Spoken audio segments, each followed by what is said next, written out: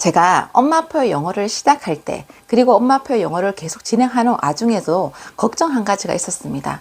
이런 식으로 영어를 익히면 말도 하고 듣기도 잘하고 잘할 수는 있지만 학교 시험이라든지 또 수능 시험에서 절대 좋은 점수를 받을 수 없다고 주변 사람들이 다 그렇게 말했거든요.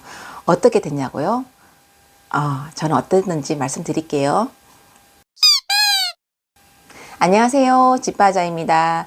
제가 예전에 엄마표 영어를 시작할 때 주변 사람들한테 물어보면 이런 식으로 영어가 될 수 없다. 다들 그렇게 얘기했다 그랬잖아요. 한 명도 이렇게 해서 성공했다고 말해주는 사람이 없었습니다. 하지만 엄마표 영어를 진행하면서 아이가 말을 하게 되고 영어 책을 읽게 되고 또 쓰기가 되면서도 계속 걱정거리가 있었습니다. 왜냐하면 그때는 아이가 초등학교 저학년이었기 때문에 미래를 제가 알 수가 없잖아요.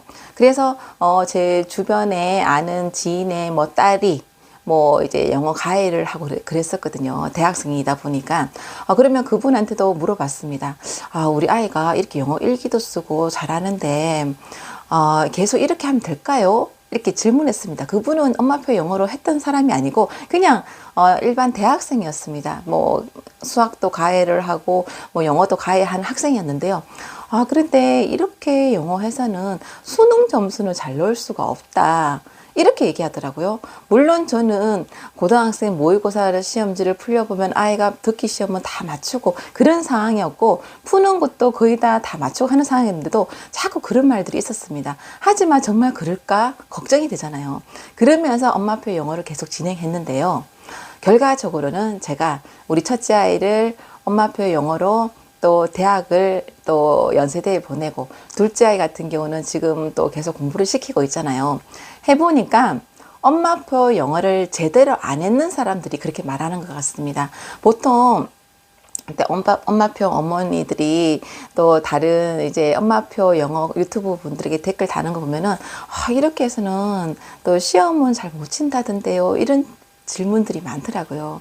그런데 제가 해봤잖아요. 전혀 영어 못하고 알파벳밖에 모르는 엄마가 이렇게 영어를 시켜서 아이를 대학까지 보내보고 또 영어를 진행하는 과정을 다 살펴보고 수능 공부까지 시켜봤잖아요. 그런데요, 초등학교 때 엄마표 영어를 제대로 시켰으면 수능까지도 문제가 없습니다. 제가 지금 둘째 아이까지 시켜봐도 그렇거든요. 왜냐면요, 우리 아이가 고3이 되었을 때 공부를 고3 동안 중학교도 마찬가지입니다. 중학교 때부터 고등학교 3학년 때까지 공부를 제일 적게 하고 제일 점수를 쉽게 받았는 게 영어였습니다. 그렇기 때문에 둘째 아이 같은 경우는 지금 고3이 되니까 공부가 좀 더 힘들다고 느끼는데 유일하게 영어는요, 공부를 제가 정말 최소 조금만 시키고 쉽게 집에서 연습시켜 보면요, 다 만점 맞습니다. 너무 신기하죠? 그렇기 때문에 어머님들이 엄마표 영어 이렇게 시켜서 아이가 나중에 대학 가서도 영어를 이제 잘하는 건 좋은데 수능 점수라든지 또 학교 시험 점수라든지 잘 넣을 수 있을까? 이런 고민을 하면서도 시킵니다. 그냥 남들이 다 90% 이상이 다 학원을 보내고 그렇게 점수를 받기 때문에 다 그런 고민을 하시는데요. 저도 마찬가지였습니다. 왜냐면요, 우리 아이가 중학교 때 영어를 너무 잘하고 또 해리포터를 읽고 그런 상황이었는데도 학교 시험에서 간혹 한두 개 틀릴 때가 있습니다. 그게 몰라서 틀린 게 아니라 덤벙대서 틀리는 건데요. 그런데 그냥 학원 다녀서 그런 아이들도 100점 넣고 그랬었거든요. 그러면서 되게 좀 허무하고 이렇게 영어 시켜봐도 아무 소용이 없구나 그런 생각을 많이 했었습니다. 그런데 제가 영어를 계속 이렇게 진행하고 또 고3 때 아주 간단하게 영어를 조금 시키고 공부를 정말 작게 시켰습니다. 그렇게 한번 훑어보고 이제 수능을 쳤는데요. 마지막에 제가 또 지금 느끼는 점은 엄마표 영어를 시켜서 득을 본 케이스입니다. 물론 학원을 다녀서 영어를 잘하는 아이들도 있겠지만 제 기준에서는 되게 만족합니다. 왜냐면요, 우리 아이가 원서 쓸 때도 저는 컨설팅을 받지 않고 제가 학교 입시 요강을 다 출력해서 비교 분석하면서 제가 원서를 썼는데요. 원서를 3개 다 합격시켰습니다. 합격시키고 이제 만족스럽게 이제 대학을 보냈다 생각하는데요.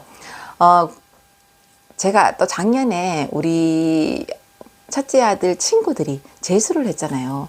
대부분이 서울대 가는 아이들도 있고요. 고려대 가는 아이들도 있습니다. 그런데 연세대에 가는 친구들은 없습니다. 왜냐면요.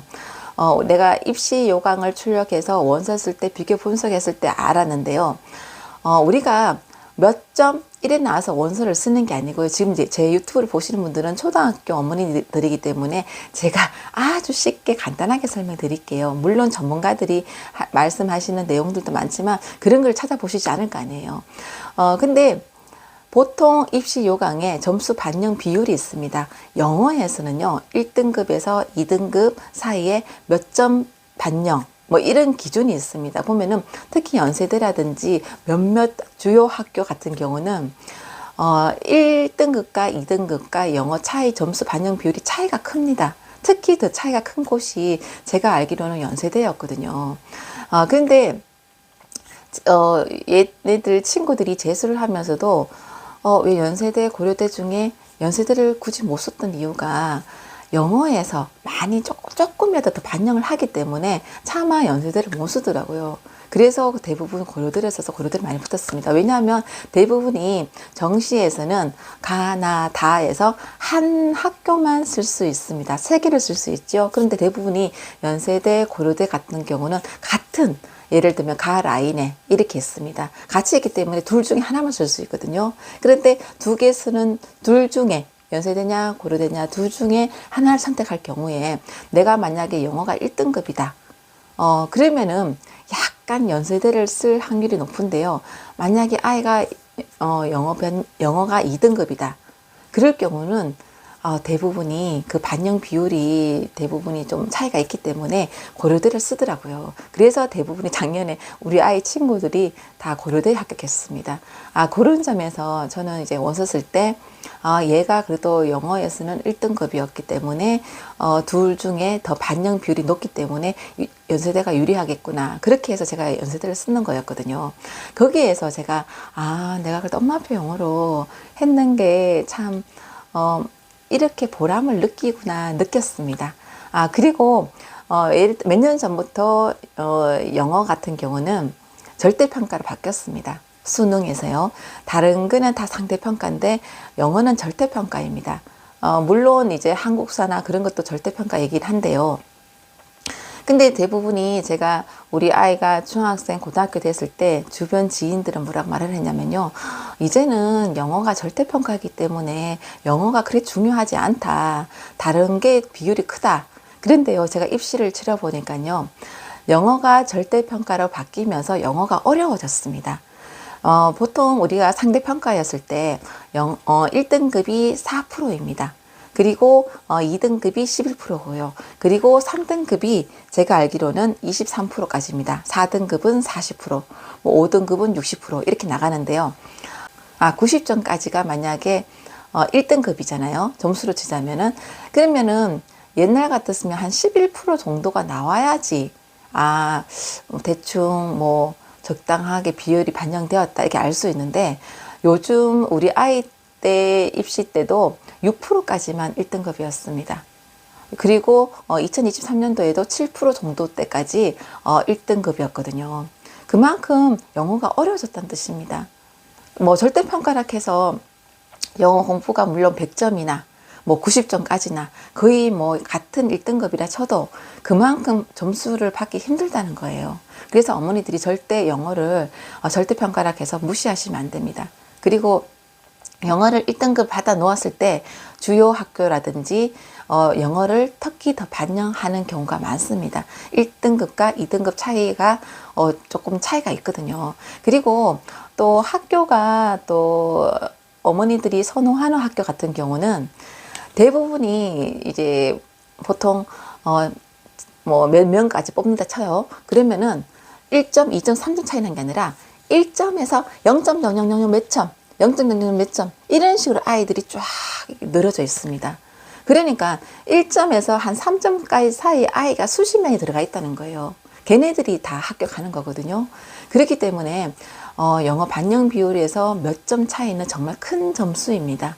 그렇기 때문에 어머니들이 영어를 뭐 절대평가니까 뭐 대충 정도 하고 뭐 수학이나 국어에 더 신경 쓰고 아닙니다. 영어를 초등학교 때요. 확실하게 해놓으면요.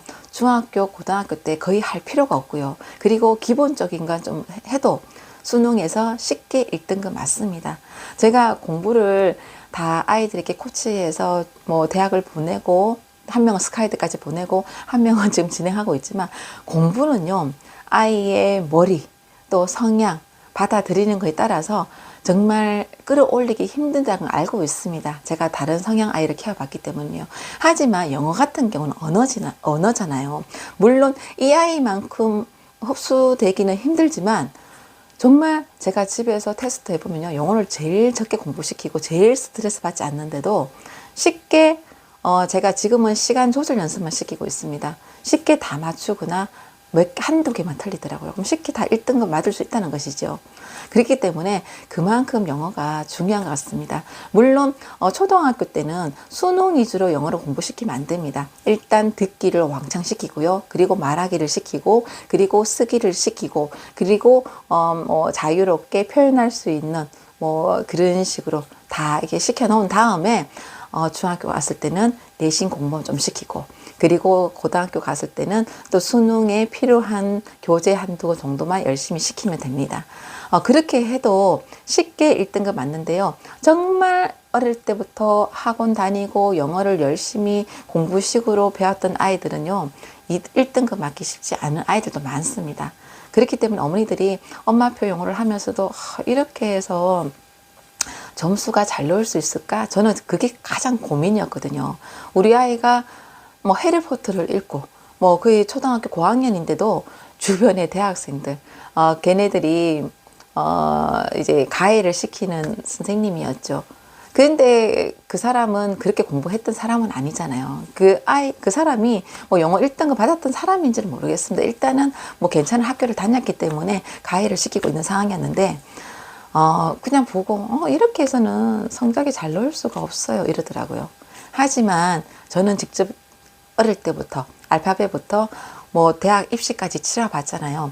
엄마표 영어 확실하게 시켜놓으면요. 물론 이 아이보다 더 잘하게 시키는 엄마들도 많습니다. 하지만 제가 해보니까요. 확실하게 시켜놓으니까 중학교, 고등학교 올라갔을 때 특별하게 단어 외우지 않아도요. 그리고 필요한 내신 공부만 좀 하고 수능 공부만 살짝 시켜도 쉽게 시간 조절만 하면 1등급 맞더라는 거예요. 어머니들이 지금 초등학교 때 엄마표 영어 시키면서 불안해 하시는 어머니들은 제 말씀을 믿어보세요.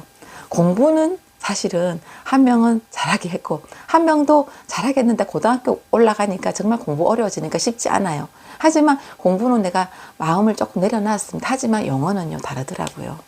그래서 저는 엄마표 영어가 정말 좋다고 생각합니다.